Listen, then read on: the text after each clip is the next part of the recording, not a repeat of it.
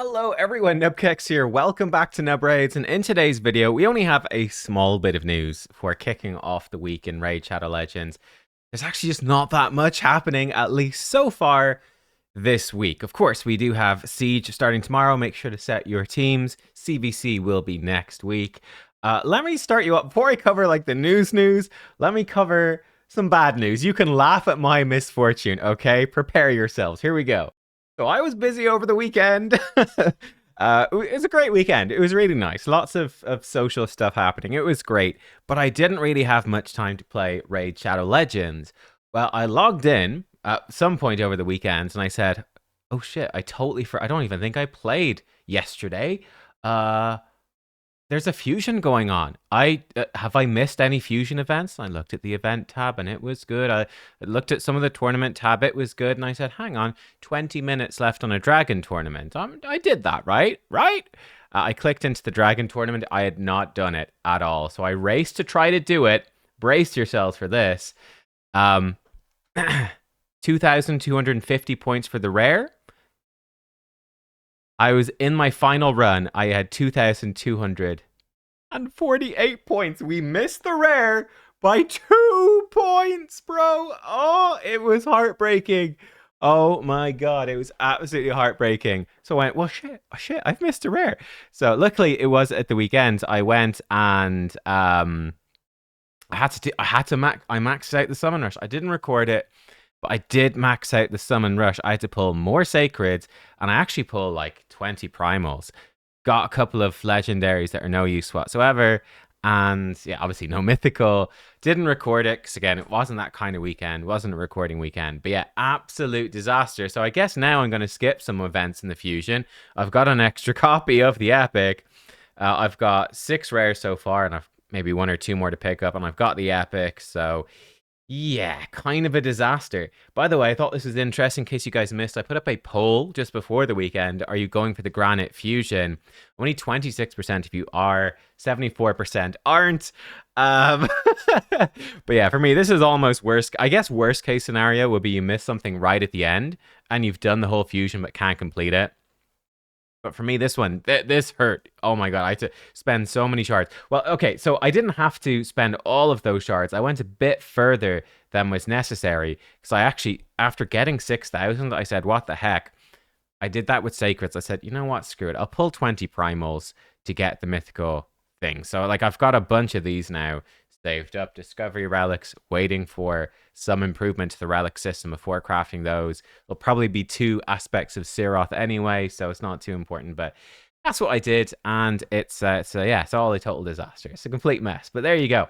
There's not much happening in the game, though, because of the fusion. It just seems like the fusion's happening. Probably waiting for next week for any big stuff. The one thing that is happening is this summon pool event starting tomorrow and going until the start of Friday. It's a Shadowkin summon pool with Leonardo and Tetsuya.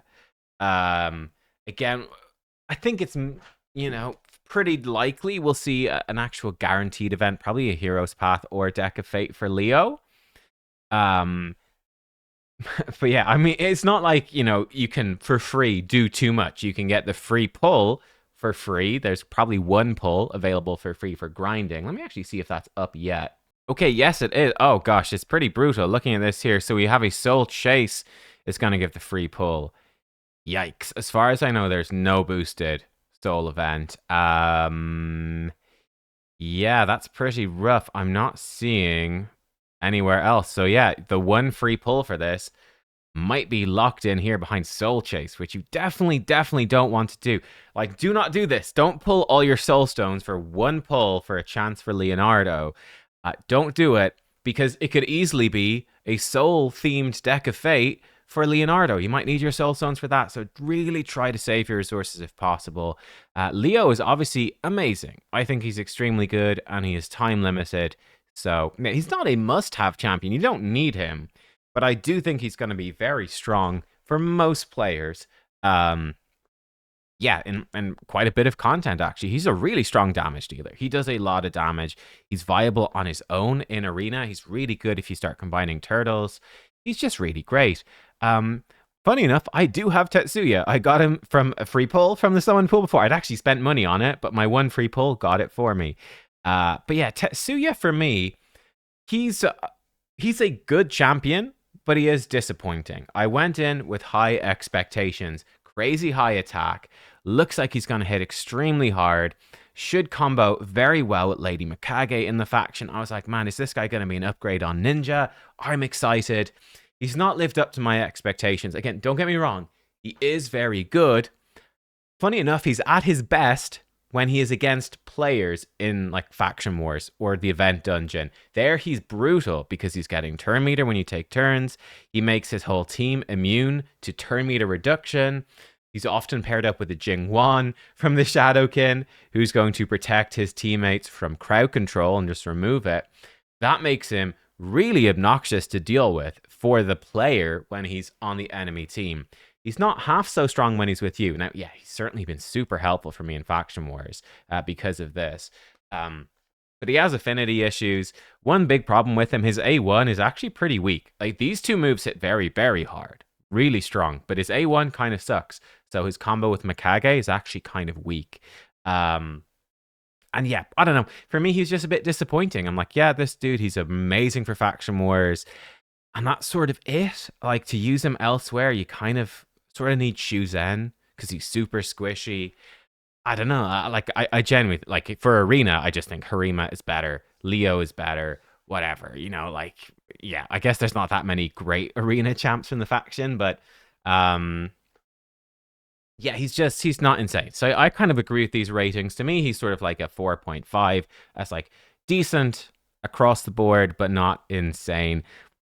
Mostly he's a 5 of 5 for Faction Wars, which is not, you know, that's nice. Faction Wars hard is really hard, but it's not super exciting either. Faction War champions is sort of like the bottom rung of champions, right? It's like, okay, they're fun to use. I will use them in Faction Wars at least, but they're not coming into any more important areas. So Tetsuya, he's a good champ to get, but you don't need to go crazy chasing him by any means, like buying Prism Shards, chasing Leo and Tetsuya. If you got lots of money, it's not the worst thing in the world, but again, I do think we'll probably see some sort of event for Leo. So yeah, I really hope we do see an event for Leo, so I think you're sort of better stockpiling for that. Again, it's something I just don't like about these events. They did it with Chaos Awakes as well. They run a bunch of like 15x and 2x, 10x and whatever, a bunch of events for the champions, and then they put out guaranteed events for them at the end. And it's like, I'd rather we just do the guaranteed, honestly. Like, we don't need to try to rake in a bunch of cash for gamblers at the start and then do a guaranteed. It's no fun if, you know, you've got these limited time champions and they're just gambling champions. That shit as well. It's like, it's just better for a player perspective if they're these guaranteed champs and you can get them. And yeah, I also have an issue that they're just so, it's going to be like, I'm talking about an event for Leo, get him guaranteed. Great for like a later endgame player. But for like a new player who picked up the game because they like the turtles, like, you're not going to get him. I guess that's why they've got the gambling events. So new players can get suckered into spending money. But I don't know, man. It's like, it should just be accessible for everybody. But hey, that's not the game, I suppose. They should be playing a different game at that point. Anyway, look, that's it. That's what's happening. It seems it's mostly just fusion stuff happening. Siege is happening. Bit of a boring week if you're part of the 3/4 of people not doing the fusion.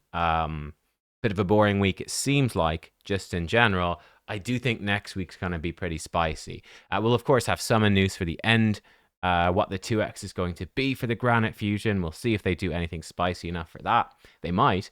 But yeah, I think next week is going to be where things kick off a bit. And I'd be expecting probably Titan event, Hero's Path, Deck of Fate. Anything is possible over the next couple of weeks. As we come into the second half of the Shredder event dungeon. Basically, most likely they'll squeeze a bunch of TMNT events in between this fusion, which is coming to an end next week, or at the end of the week, and then the following fusion. There'll be a couple of weeks there where they'll squeeze stuff in. They're less likely to run big events for TMNT during the next fusion. That should be its next thing. In fact, it should be sort of the Halloween fusion, I would think, starting mid-October-ish. But yeah, guys, that's what's happening there. Let me know what you think about all of this stuff. Bit of a slow week. But yeah, I'll see you next time. I'll probably do a video on Siege actually over this Siege, probably on the Wednesday. Well, we'll see. We'll see. Thanks for watching though. I'll catch you on next time. Goodbye.